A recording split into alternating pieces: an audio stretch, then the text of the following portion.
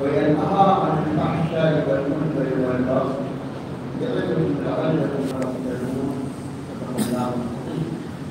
اللهم صل على محمد وعلى آل محمد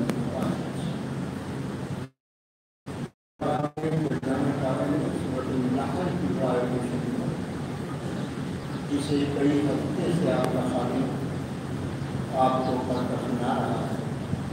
اس میں رب تعالیٰ نے ارشاد فرمایا کہ اللہ ہمیں خوب فرماتا ہے عدل کا، انصاف اور احسان کا، اور قرابت داروں کو ان کے حقوق کے، اور تمہیں منع فرماتا ہے بے حیائیوں سے اور نافرمانیوں سے اور احکام خداوندی سے بغاوت سے.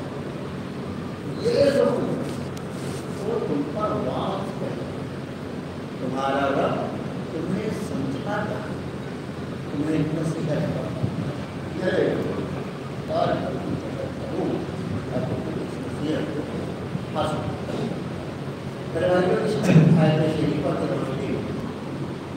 پوری انسانی زندگی ایک لفظ عدل، انصاف، اس لفظ عدل یا حکم عدل کی موجودگی میں پوری زندگی میں سکون آ جاتا ہے، چین آ جاتا ہے، زندگی کا مقصد ادا ہو جاتا ہے، اور اس عدل کے نکل جانے کے بعد زندگی سے سکون. لفظ عدل کی تشریح کم الفاظ میں آپ نے سمجھے کہ رب تعالیٰ نے ہر چیز کی تخلیق فرمائی، اس لیے کہ وہ خالق ہیں، ان کے سوا کوئی خالق نہیں ہو سکتا.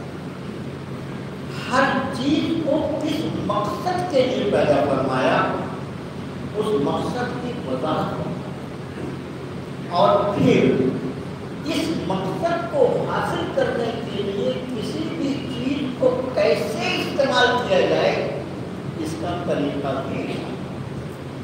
اور یہ سارے حکم صرف اللہ ہے. اس لیے کہ اگر وہی خالق ہے اور یقیناً وہی خالق ہیں تو ہر چیز کے مالک بھی وہی ہیں اور ہر چیز کے آمر بھی وہی ہیں. ہر چیز پر حکم بھی ان کا اور صرف ان کا چلتا ہے. تو ساری چیزیں جو اللہ نے ہمارے استعمال کے لیے اس دنیا میں ہمیں عطا فرمائی ہیں، ان گنت نعمتیں، جسے قرآن نے کہا ان تعدوا نعمت اللہ لا تحصوها، اگر تم اللہ کی نعمتوں کو گننا چاہو تو تم ان کو گن نہیں سکتے. اگر گنا نہیں جا سکتا تو ان کا شکر ادا کر کیا حق ادا کر سکتا ہے. اتنی ان گنت نعمتیں، ان ساری نعمتوں کو کیسے استعمال کیا جائے یہ واضح کرنے کے لیے انہوں نے اپنی کتابیں اپنے انبیاء علیہ نبینا الصلاۃ والسلام کے قلوب پر نازل فرمائی، اور نبیوں کو مبعوث ہی اس لیے فرمایا کہ وہ نبی انسان کو مختلف چیزوں کے استعمال کر کے زندگی کے گزارنے کا سلیقہ سکھانا. اسی کو عدل کہا جاتا ہے. کسی بھی چیز کو اس مقصد کے لیے استعمال کرنا جس کے لیے اس کو پیدا کیا گیا ہے، نمبر ایک.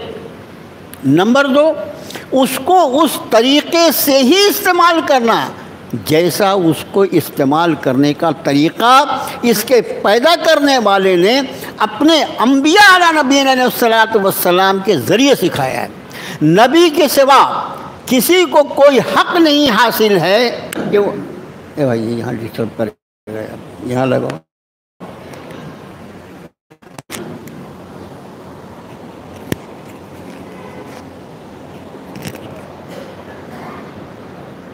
نبی کے سوا کسی کو حق نہیں ہے اس بات کا کہ وہ کسی چیز کے استعمال کا طریقہ وضع کرے.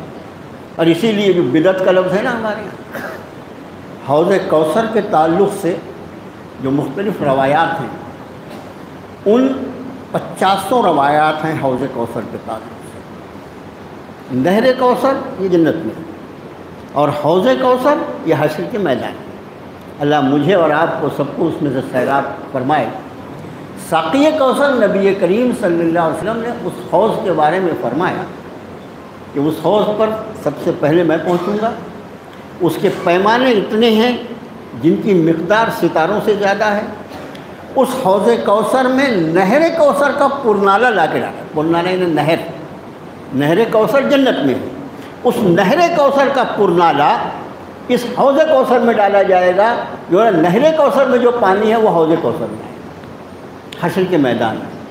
سرکار نبی کریم صلی اللہ علیہ وسلم فرمایا جو ایک مرتبہ اس سے پی لے گا پھر اس کو پورے حشر و حساب کے دوران اس کو پیاس ہی نہیں.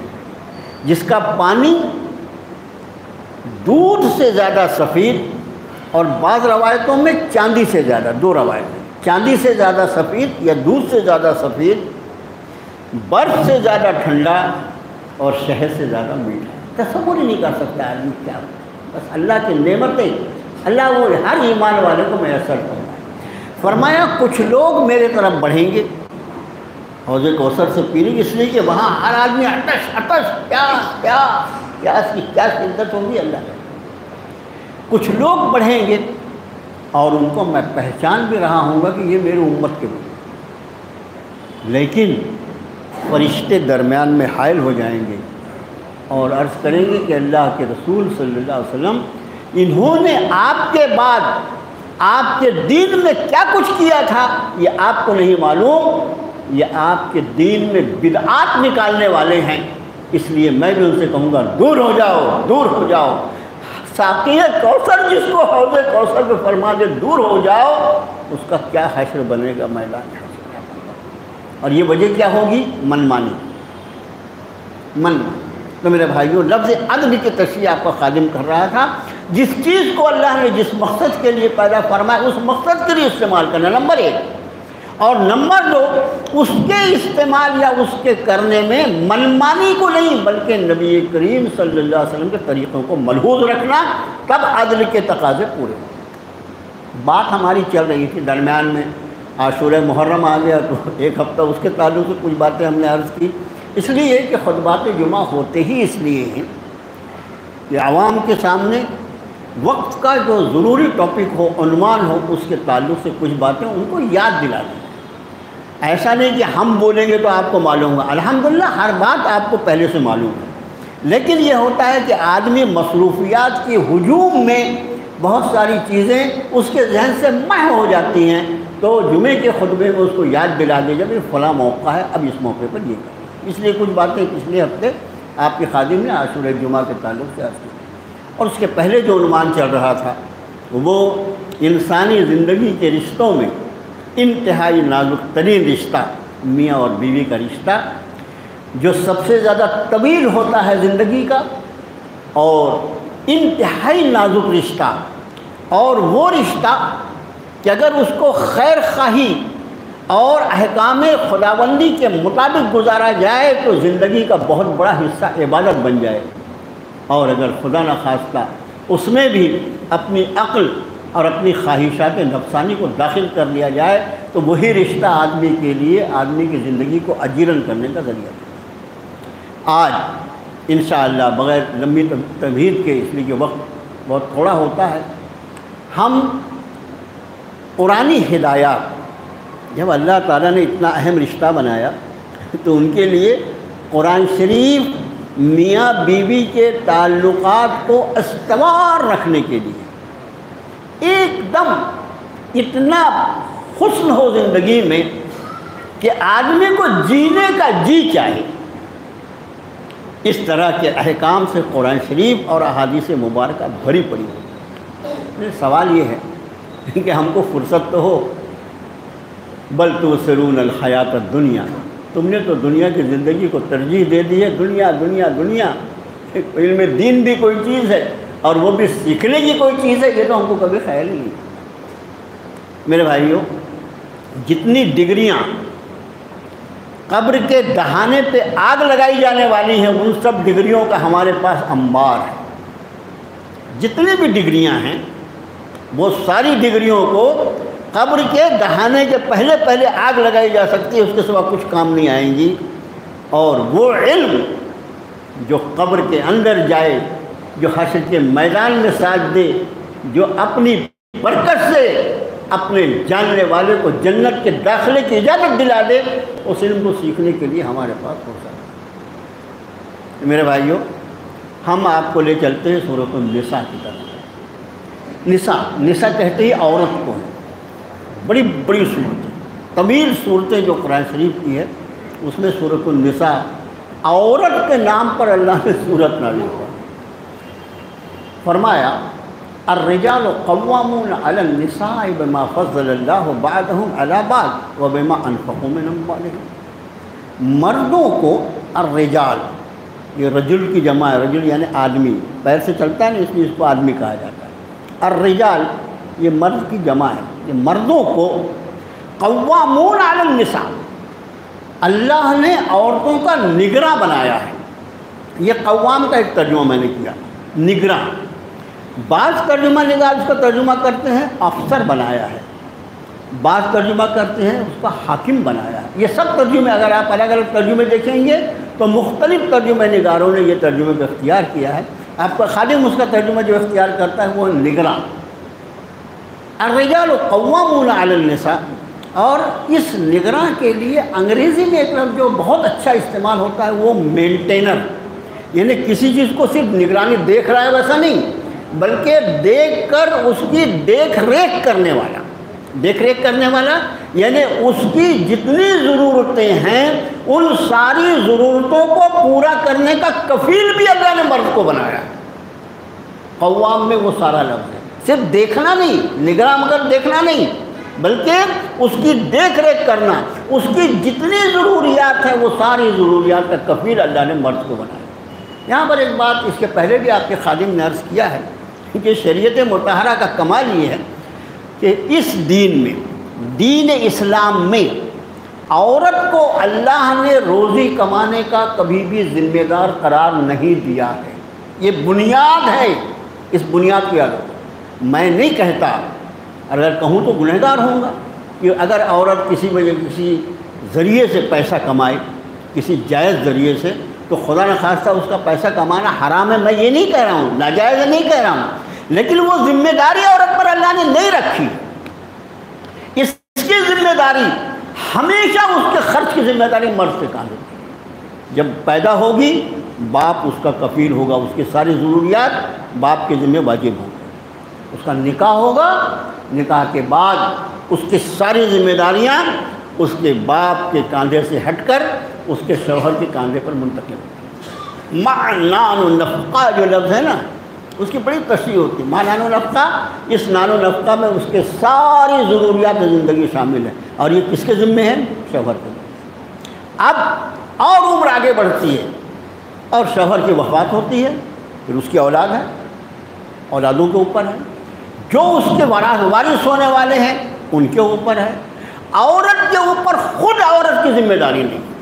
اب اس کے بعد میں نے یہ عرض کیا کہ ایسا نہ سمجھے کوئی کہ اگر کسی جائز ذریعے سے، جیسے وہ کوئی کہیں استانی ہے، ٹیچر ہے، یا وہ کسی بزنس میں پارٹنر ہے، پیسہ کما سکتی ہے، لیکن اس کا خرچ جو ہے اس پر واجب نہیں، اس کا خرچ ہمیشہ مرد۔ اس لیے فرمایا الرجال قوامون علی النساء بما فضل اللہ بعضهم علی بعض، اس لیے کہ اللہ نے بعض کو بعض پر فضیلت عطا فرمائی ہے، وبما انفقوا من اموالہم، اور اس لیے بھی کہ یہ مرد ان پر اپنے مال خرچ کرتے ہیں۔ یہ ظلم کہاں لے جائیں گے؟ ہمارے جو شادی کا سسٹم ہے پورے دنیا میں چند ممالک کو چھوڑ دیجیے، پوری دنیا میں امت مسلمہ میں جو شادی کا سسٹم اس وقت ہے، اس میں شادی میں خرچ کا بہت بڑا بار جو ہے وہ عورت کے ماں باپ کے کندھے پر، باپ کے کندھے پر، اور اسی وجہ سے شادیاں مشکل ہیں۔ عورت کے ذمے، جس عورت کے ذمے ایک نیا پیسہ خرچ شریعت نے پوری زندگی میں نہیں رکھا، پورے دعوے کے ساتھ آپ کا خادم عرض کرتا ہے وَبِمَا أَنفَقُوا مِنْ أَمْوَالِهِمْ، ان مردوں کو اس لیے نگراں بنایا ہے کہ یہ اپنا مال خرچ کرتے ہیں، اس کو مہر یہ دے گا، اس کا نان نفقہ یہ دے گا، اس کی ساری ضروریات پوری کرے گا۔ اس لیے اس کی وجہ یہ ہے کہ اللہ عز و جل نے عورت پہ خاندی زندگانی کی جو اہم ترین ذمہ داریاں عائد کی ہیں، اگر مال کا کمانا بھی اس کے ذمہ کر دیا جاتا تو اس کے ساتھ ظلم ہوتا۔ گھر کے خانگی زندگی جو ہے اس کا بڑا حصہ عورت پورا کرتی ہے۔ آپ اس وقت جس طرح میں اور آپ نماز پڑھیں آرام سے نکل کے آئے، کیا کیا؟ جمعے کی تیاری کی، السلام علیکم جا رہے ہیں، کوئی گھر کھلا ہوا ہے، گھر میں کیا ہے، کیا چالو ہے، کیا بند ہے، کون سی دروازہ، کون سی کھڑکی، کیا کچھ نہیں، بس اللہ کا شکر ہے اس لیے کہ اللہ نے اپنے پیچھے ایک گھر کے نگراں کو رکھا ہے، گھر کی نگرانی کرنے والی موجود ہے، ہم کو گھر کی کوئی فکر نہیں۔ کبھی کسی دن اہلیہ صاحبہ گھر میں نہ ہو اور جب گھر چھوڑ کے کہیں جانا ہو اس وقت گھر کی کتنی ذمہ داری ہمارے کاندھے پر آ جاتی ہے، ارے کیا رہ گیا، کیا نہیں رہ گیا۔ اس کے بعد بھی جب بیگم صاحبہ آتی ہے، بولے کیا جی آپ گئے تھے، وہ فلاں چیز جو تھی وہ تو ویسے ویسے چھوڑ کے چلے گئے، یہ ہم سے ہوتا ہی نہیں وہ سب۔ تو میرے بھائیوں یہ خوب یاد رکھو کہ اس کو نگراں اس لیے بنایا کہ اس کے پورے خرچ کی ذمہ داری قرآن اور حدیث نے اور شریعت مطہرہ نے شوہر کے اور آدمی کے لیے، شوہر نہیں، شوہر نہ ہو تو باپ ہے، شوہر نہ ہو تو اس کے بعد پھر اس کے اور دوسرے اقربا ہیں، شریعت نے اس کو تقسیم کر دیا ہے، لیکن خود عورت کے ذمے نہیں۔ تو فرمایا بما انفقوا من اموالہم، اس لیے کہ وہ اپنا مال بھی شوہر جو ہے، آدمی جو ہے وہ عورت پہ خرچ کرتے ہیں۔ اب قرآن فرماتا ہے فالصالحات، انتہائی نیک بیوی، نیک خواتین، قانتات، نیک بیویاں وہ ہوتی ہیں، نیک بیویوں کی صفات قرآن گنوا رہا ہے۔ فالصالحات، صالح نیک خواتین، قانتات یہ فرما برداری کرنے والی ہو۔ یہ صفت عورت میں آ جائے، شوہر کی فرما بردار، شوہر کو اس کی اجازت تھوڑی ہے کہ کوئی ناجائز کام کا اس کو حکم کرے۔ تو قرآن شریف نے حد مقرر کی، حد مقرر کی، یا ایھا الذین آمنوا اطیعوا اللہ واطیعوا الرسول واولی الامر منکم۔ اولی الامر جو ہے، شوہر اولی الامر کی حیثیت رکھتا ہے، یہ اتنا ہی حکم دے سکتا ہے جو اللہ اور اس کے رسول کے حکم کے مطابق ہو، اور اس کے خلاف اگر کوئی خدا نخواستہ وہ حکم دے تو ظاہر ہے کہ عورت کو پورا حق ہے کہ وہ حکم کو نہ مانے۔ یہ اصل فرما برداری اللہ اور اس کے رسول کی۔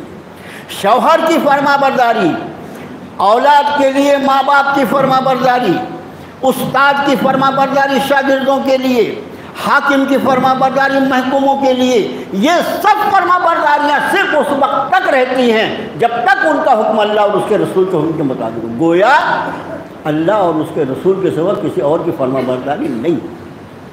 تو فرمایا قانتات یہ انتہائی فرما برداری کرنے والی ہوتی ہے۔ فالصالحات قانتات حافظات للغیب بما حفظ اللہ، حفاظت کرنے والیاں، حافظات حفاظت کرنے والیاں اللہ کی اس توفیق کی روشنی میں جو اللہ نے ان کو عطا فرمایا۔ جیسا میں نے عرض کیا کہ خود مال شوہر کے پیچھے اپنی عزت و ناموس کی حفاظت، اور شوہر کے سارے مال متاع، گھر بار، ان کی آل اولاد، سب کی حفاظت اللہ نے عورت کے ذمہ کیا۔ اتنی ساری ذمہ داریاں ہیں، اس لیے اس کے ذمہ روزی کمانے کی ذمہ داری شریعت نے نہیں رکھی، اس کا خیال ہے۔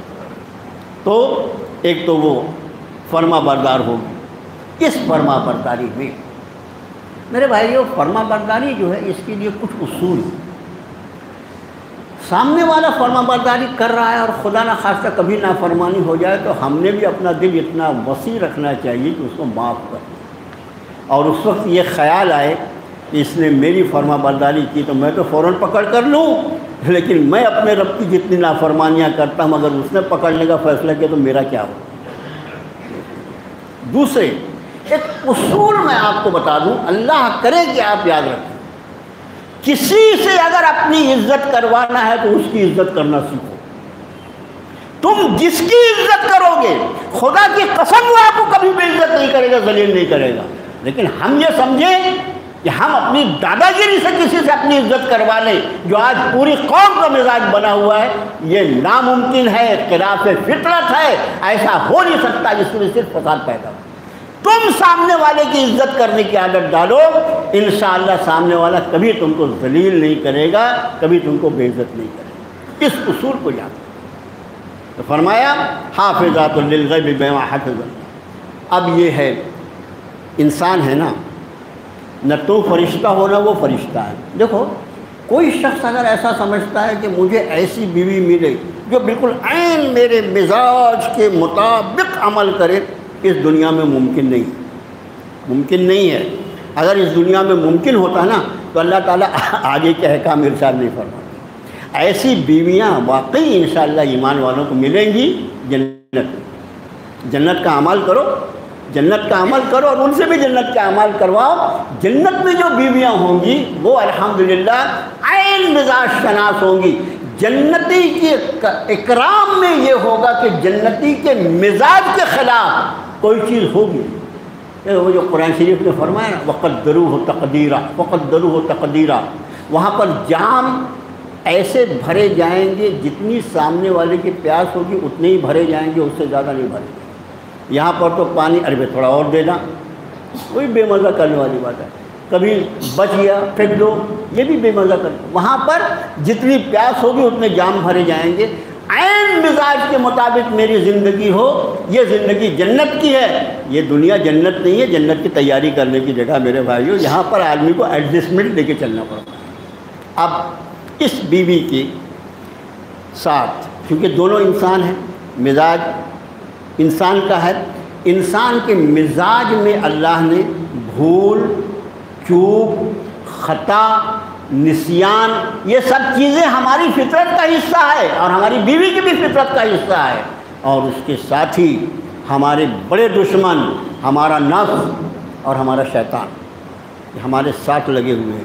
اتنے گھیرے میں ہے جب آدمی، تو ظاہر ہے کہ اس گھیرے میں اس کو زندگی گزارنا ہے، تو اس کے لیے ان احکام کا پورا ایک مجموعہ اللہ تعالیٰ نے نازل فرمایا قرآن شریف میں کہ ایسے حالات جب پیش آئیں اور اس وقت آدمی قرآنی احکامات پر عمل پیرا ہو تو دیکھو اس کی زندگی میں کتنی عافیت کا معاملہ اللہ تعالیٰ فرمایا کہ اگر ایسا ہو وہ کہ فالصالحات قانتات حافظات للغیب بما حفظ واللاتی تخافون نشوزہن فعظوہن، کہ بس فعظوہن آج اسی پہ بات ہو۔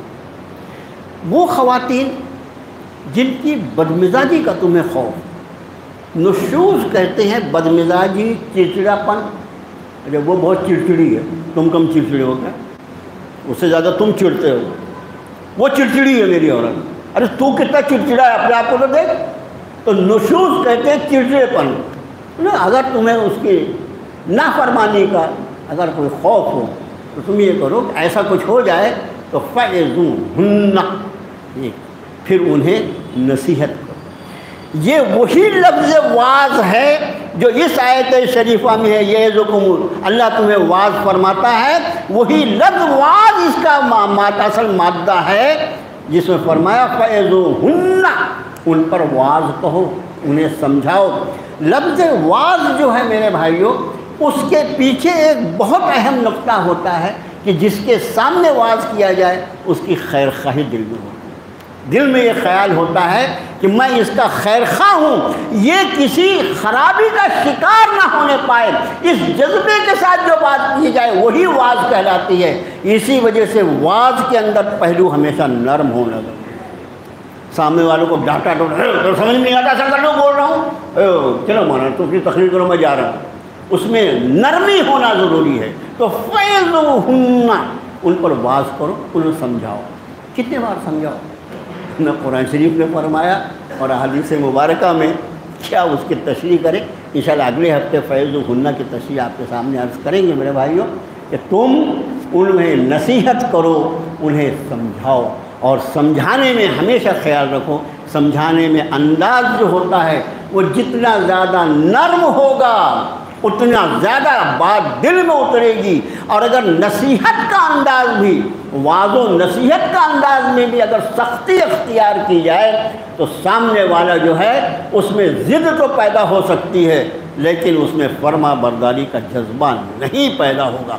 یہ صرف شوہروں کے لیے نہیں، اپنی اولاد کے لیے بھی، اساتذہ کے لیے بھی، جو اپنے بچوں پر ایسی سختیاں کرتے ہیں کہ جن کو کبھی کبھی دیکھ کر ایسا لگتا ہے کہ کیا اس کو قتل کر دیا جائے، یہ اس کو قرآن حدیث پڑھا رہا ہے یا خدا نہ خواستہ اس پہ ظلم کرنے کے لیے پیدا ہوا ہے۔ میرے بھائیوں، نصیحت جو لفظ قرآن کی عربی زبان میں استعمال ہوتا ہے واعظ، اس کا معنی ہوتا ہے خیر خواہی کے جذبے کے ساتھ، اور جس کے لیے خیر خواہی کا جذبہ ہوگا اس کا سمجھانے کا انداز نرم ہونا چاہیے، اور پھر یہ نرمی احادیث مبارکہ میں اس کی کیا تشریحات ہیں انشاءاللہ اگلے ہفتے آپ کے سامنے عرض کریں گے۔ اس وقت ہمارے حافظ یونس صاحب مرحوم گھڑی والے، ان کے صاحبزادے جناب محمود الحسن صاحب جو ہیں وہ عمرے کے لیے تشریف لے گئے ہیں، اور مکہ مسجد کے مصلی ہیں، وہ مکہ مکرمہ سے انہوں نے آپ سب کو سلام عرض کیا۔